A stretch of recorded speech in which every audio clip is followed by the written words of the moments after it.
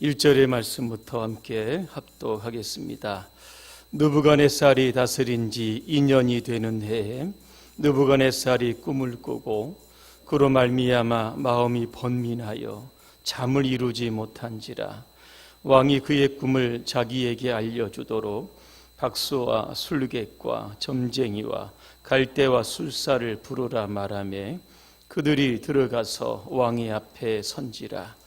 왕이 그들에게 이르되 내가 꿈을 꾸고 그 꿈을 알고자 하여 마음이 번민하도다 하니 갈대아 술사들이 아람 말로 왕에게 말하되 왕이여 만수무강하옵소서. 왕께서 그 꿈을 종들에게 이루시면 우리가 해석하여 드리겠나이다 하는지라.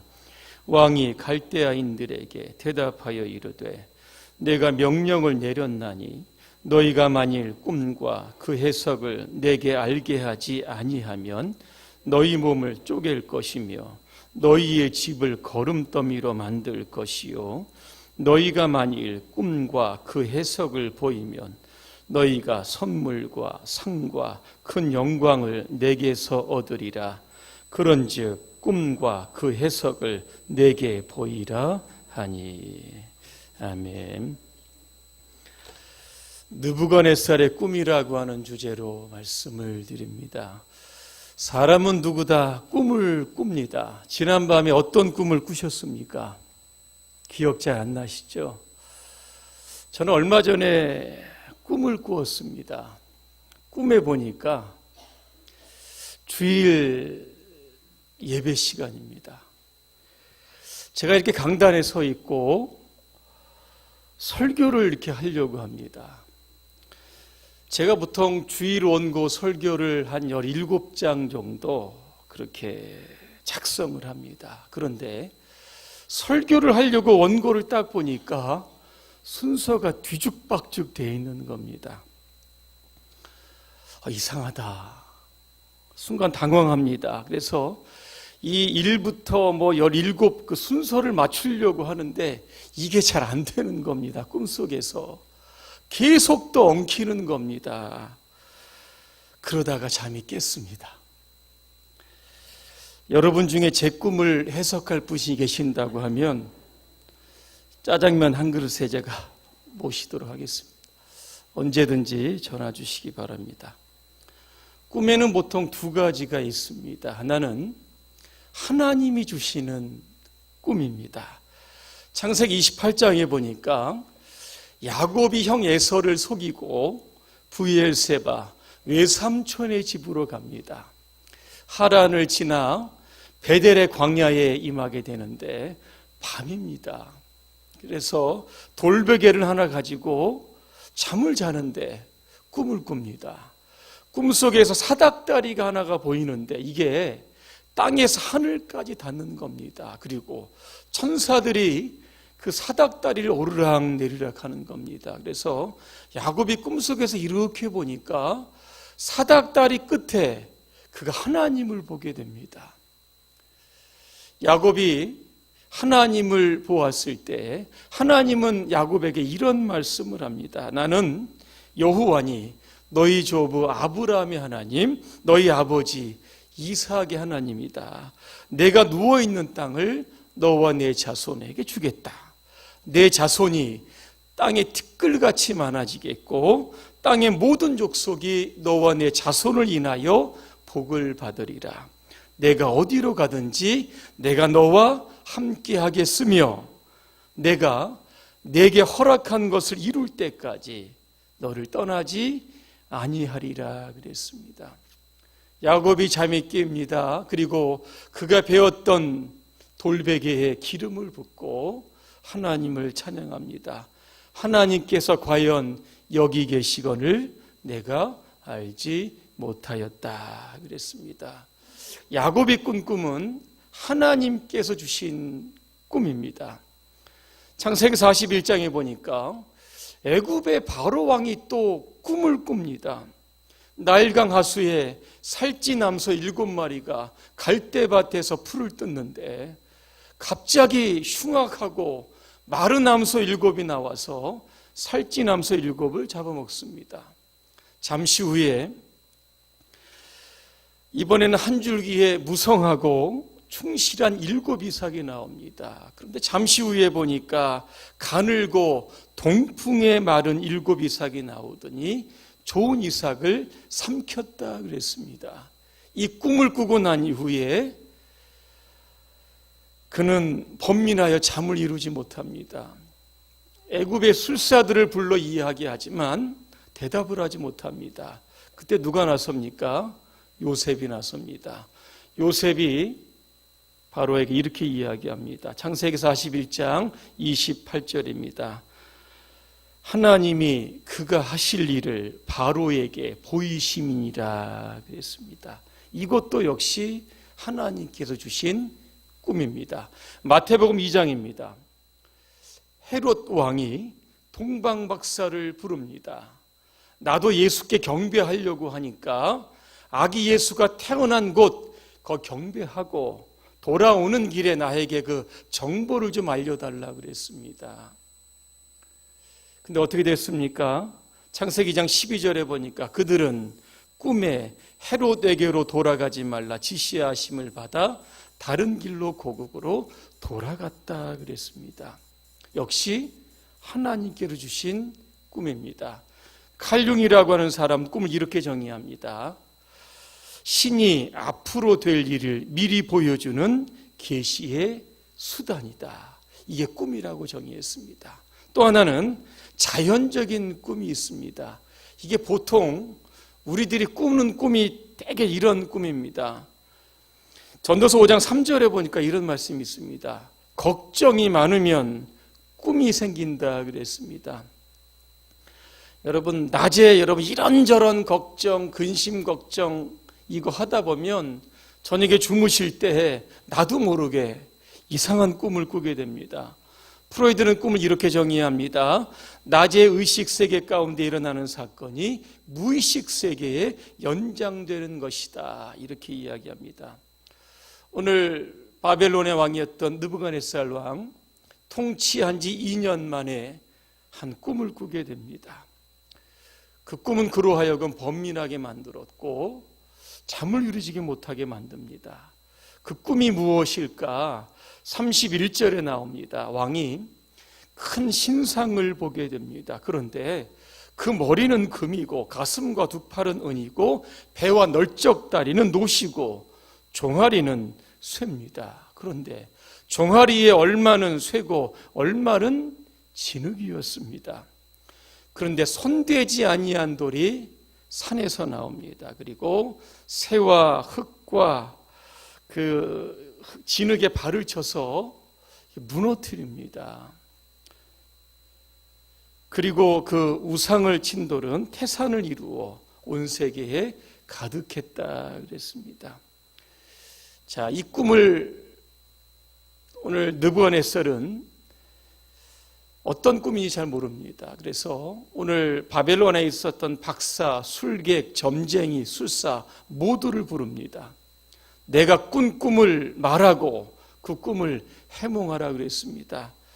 왕의 말에 왕의 술사들, 박사들, 지혜자들이 어이가 없습니다. 아니, 꿈도 알려주지 않고 어떻게 해몽하라고 하십니까? 이거는 사람이 할 수 있는 일이 아니라 신이 할 수 있는 일입니다. 그렇게 이야기합니다.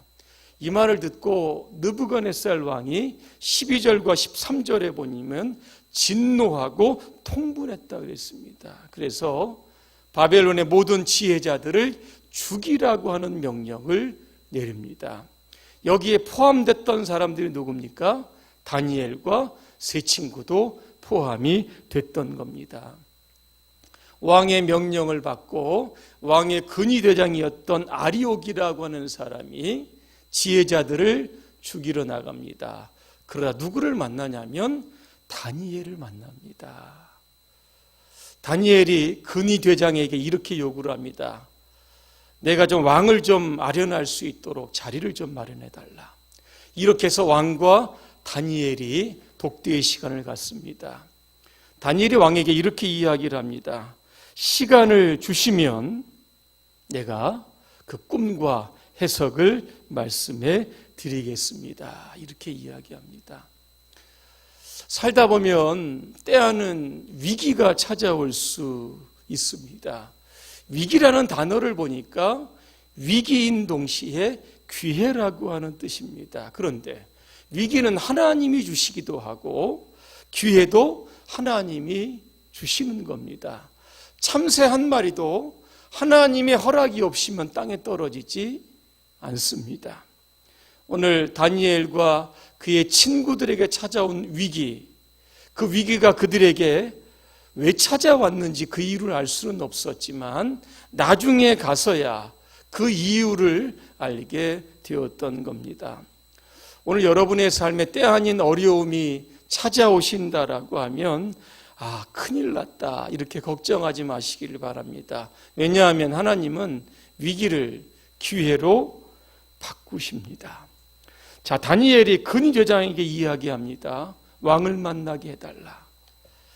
결국 왕과의 이야기를 통해서 시간을 봅니다. 그리고 집으로 옵니다.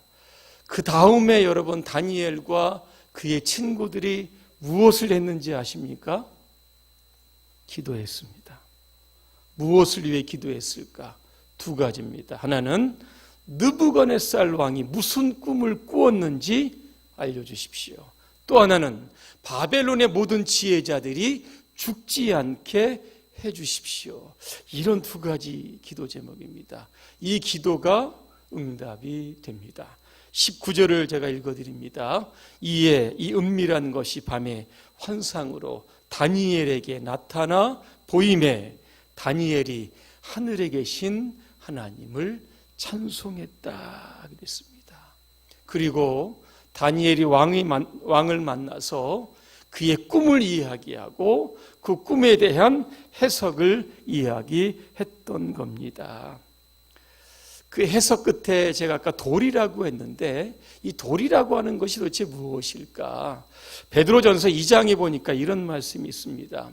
사람에게는 버림바가 되었으나 하나님께는 택하심을 입은 보배로운 산돌이신 예수께 나아와, 이런 말씀이 담겨져 있습니다. 산돌이라고 하는 것은 예수 그리스도를 의미합니다. 그 돌이 놋과 새와 은과 금과 진흙을 다 깨서 부서뜨렸다라고 하는 것은 이 땅의 모든 나라가 다 망하게 되고 예수 그리스도를 통하여 하나님의 나라가 궁극적으로 이 땅에 세워진다라고 하는 말씀입니다. 그런 의미에서 이 땅의 교회는 어떤 일을 해야 될 것인가? 하나님의 나라에 대한 꿈을 계속 꾸어야 합니다. 전도와 선교에 주력하는 교회가 될 수 있어야 하는 겁니다. 이 왕이 다니엘의 해몽을 듣고 여러분 어떻게 했는지 아십니까? 왕이 다니엘에게 46절에 보니까 7절에 절을 합니다. 그리고 하나님을 향해서 이렇게 간증을 합니다. 너의 신이야말로 정말 비밀을 밝히시는 분이요 신들 가운데서 으뜸가는 신이며 만왕을 거스리는 분이다. 그렇지 않고서야 내가 어찌 이 비밀을 밝힐 수 있겠느냐 이야기합니다. 그리고 다니엘을 총리로 세우고 그의 3명의 친구들을 도지사로 세웁니다. 이때가 나이가 아마 20살 조금 넘어갔을 겁니다. 유대에서 포로로 끌려왔던 다니엘과 세 친구, 젊은 나이에 바벨론의 2인자가 되고 3인자, 4인자가 됩니다. 그럼에도 불구하고 바벨론의 고위 관료들이 아무런 이야기를 못합니다. 왜냐하면 다니엘이 그들의 생명의 은인이었기 때문에 그런 겁니다. 결론입니다. 여러분은 매우 삶에 위급한 상황이 오면 여러분들을 위해서 기도해 줄 분이 몇 분이나 있습니까? 다니엘 곁에 3명의 친구가 있었던 것처럼 여러분의 곁에도 반드시 최소한 3명 이상은 언제든지 여러분 중보 기도하고 합심 기도할 수 있도록 그렇게 부탁할 수 있는 기도의 동역자가 있어야 합니다. 교회에 새 신자가 들어오면 한 달 이내로 3명의 친구를 만나면 그 사람은 교회를 떠나지 않는다고 합니다.